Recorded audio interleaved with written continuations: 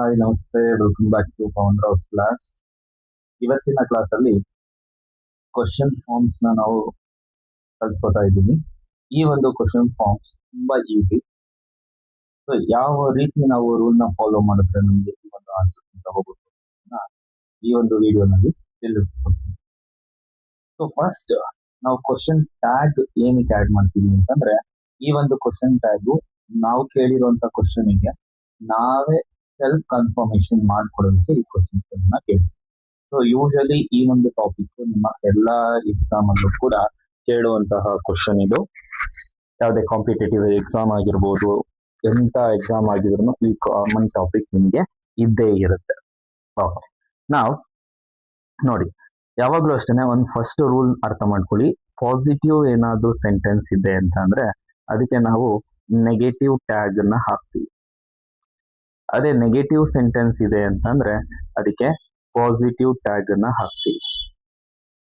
Okay, so ಈ first rule ಯಾವಾಗ್ಲೂ ಕೂಡ ಅರ್ಥ ಮಾಡ್ಕೋಬೇಕು. So this is the rule number 1. Next, ಇನ್ನೊಂದು ನೆಗೆಟಿವ್ ಪಾಸಿಟಿವ್ ಯಾವ್ಯಾವ ವರ್ಡ್ಸ್ಗಳು ಬರಬಹುದು. ಸೊ ನಿಮಗೆ ಗೊತ್ತಿರೋ ಹಾಗೆ ಎನ್ ಇಂದ ಸ್ಟಾರ್ಟ್ ಆಗುವಂತಹ ಕೆಲವೊಂದು ವರ್ಡ್ಸ್ಗಳು ನೆಗೆಟಿವ್ ಅಂತ ಹೇಳಿ ಅರ್ಥ ಮಾಡ್ಕೊಳ್ಳಿ. ನೋ ಆಗಿರ್ಬೋದು, ನಾಟ್ ಆಗಿರ್ಬೋದು, ನೆವರ್ ಆಗಿರ್ಬೋದು, ನನ್ ಆಗಿರ್ಬೋದು, ಈ ಎಲ್ಲಾ ವರ್ಡ್ಸ್ಗಳು ನೆಗೆಟಿವ್. ಇದನ್ನ ಬಿಟ್ಟು ಕೆಲವೊಂದು ವರ್ಡ್ ಇದಾವೆ, ಅದನ್ನು ಕೂಡ ನಾವು ನೆಗೆಟಿವ್ ಅಂತ ಹೇಳಿ ಕರಿತೀವಿ. ಸೆಲ್ಡಮ್, ರೇರ್ಲಿ,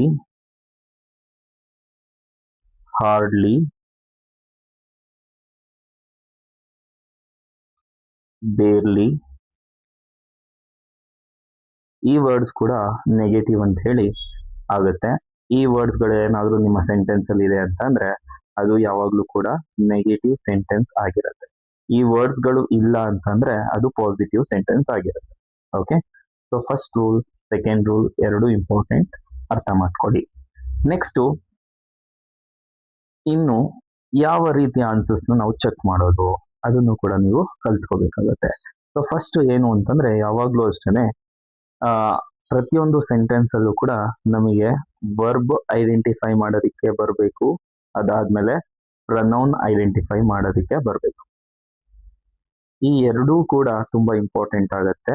ಯಾಕೆ ಅಂತಂದ್ರೆ ಎಲ್ಲಾ ಟೈಮಲ್ಲೂ ನಮ್ಮ ಸೆಂಟೆನ್ಸ್ ಅಲ್ಲಿ ಹೆಲ್ಪಿಂಗ್ ವರ್ಬ್ ಬರಲ್ಲ, ಮೇನ್ ವರ್ಬ್ ಬರುತ್ತೆ. ಸೊ ಹೆಲ್ಪಿಂಗ್ ವರ್ಬ್ ಇಲ್ಲ ಅಂತ ಅಂದ್ರೆ ಮೇನ್ ವರ್ಬ್ ಬರುತ್ತೆ. ಸೊ ಹೆಲ್ಪಿಂಗ್ ವರ್ಬ್ ಇಲ್ಲ ಅಂತಂದ್ರೆ ಮೇನ್ ವರ್ಬ್ ಹೇಗೆ ಅದನ್ನ ಚೇಂಜ್ ಮಾಡಬೇಕು ಅಂತಂದ್ರೆ we need to apply do form. So do form ನ ನೀವು ಅಪ್ಲೈ ಮಾಡಬೇಕಾಗುತ್ತೆ.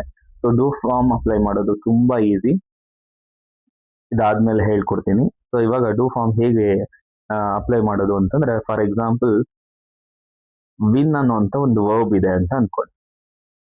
ಸೊ ಅದನ್ನ ಡೂ ಫಾರ್ಮ್ ಅಪ್ಲೈ ಮಾಡಿದಾಗ ಡೂ ಆಗುತ್ತೆ.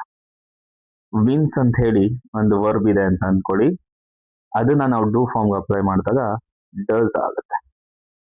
ಅದೇ ಒನ್ ಪಾಸ್ಟ್ ಟೆನ್ಸ್ ಇತ್ತು ಅಂತಂದ್ರೆ ಈ ಒನ್ ವರ್ಬ್ಗೆ ಡಿಡ್ ಆಗುತ್ತೆ. ಸೊ ಇಷ್ಟೇ ನಾವು ಡೂ ಫಾರ್ಮ್ ನ ಅಪ್ಲೈ ಮಾಡುವಂಥದ್ದು.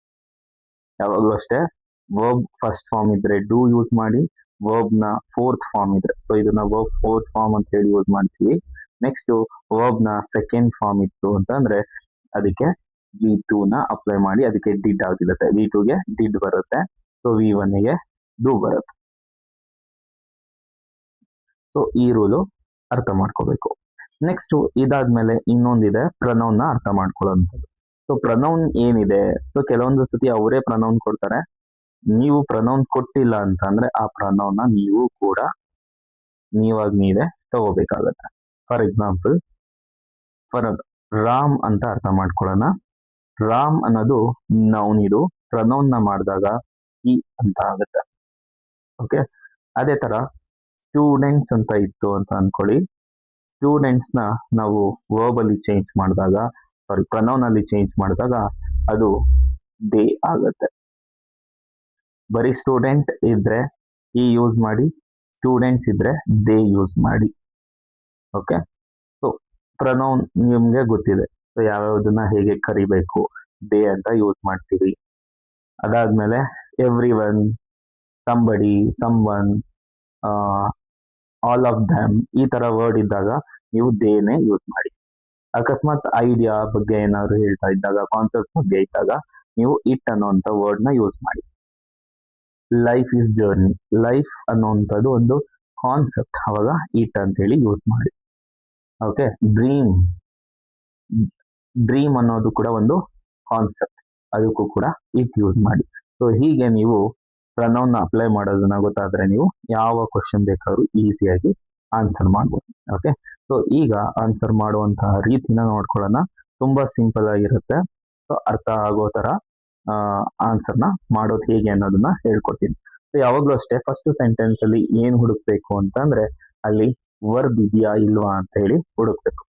ಸೊ ವರ್ಬ್ ಇದೆ, ಡಿಡ್, ಹೌದಾ.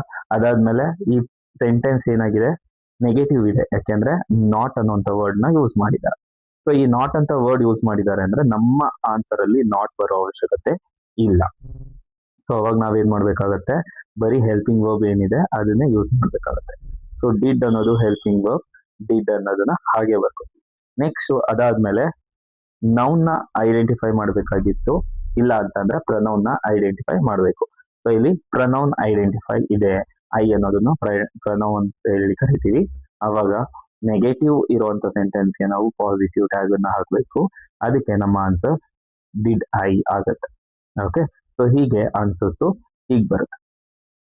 ಓಕೆ, ನೋಡಿ ನೆಕ್ಸ್ಟ್ ಆನ್ಸರ್ ನ ಟ್ರೈ ಮಾಡಿ. ನೀವು ಟ್ರೈ ಮಾಡೋಷ್ಟೊತ್ತಿಗೆ ನಾನು ಕೂಡ ಆನ್ಸರ್ಸ್ ನ ಹೇಳ್ತೀನಿ. ನೋಡಿ, first one did I,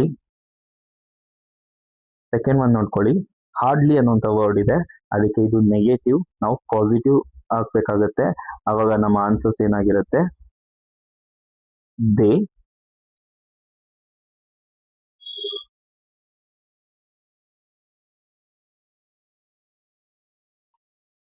sentence ಏನ್ ಕೊಟ್ಟಿದ್ದಾರೆ, they hardly bunk the classes.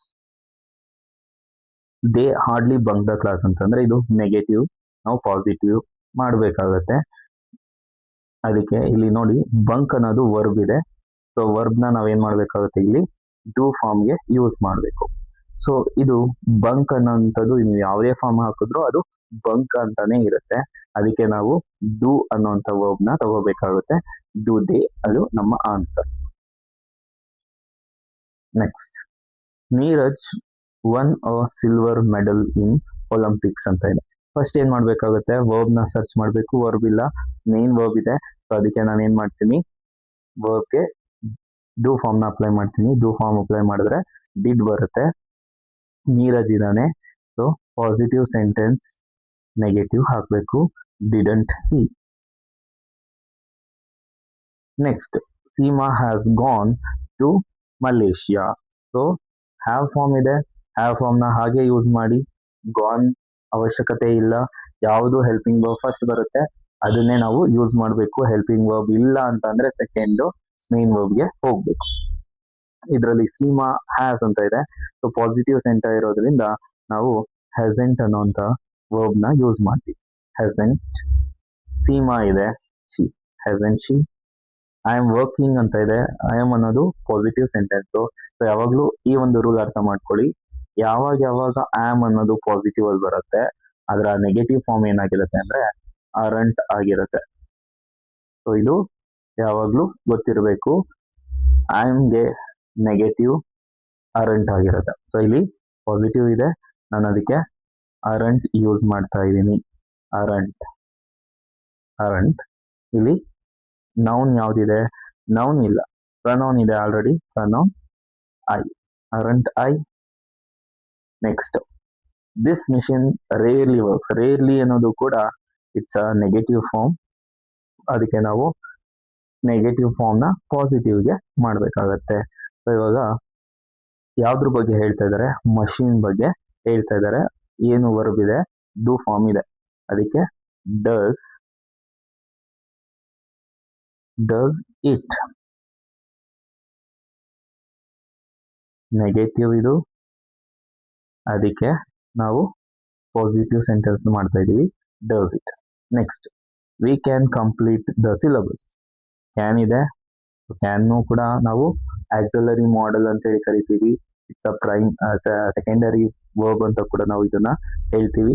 ಅದಕ್ಕೆ ಕ್ಯಾನ್ ಇದ್ರೆ ಕ್ಯಾನಾಟ್ ಯೂಸ್ ಮಾಡಬೇಕು. It's a positive sentence. Cannot use ಮಾಡಿ ಕ್ಯಾನಾಟ್ ವಿ.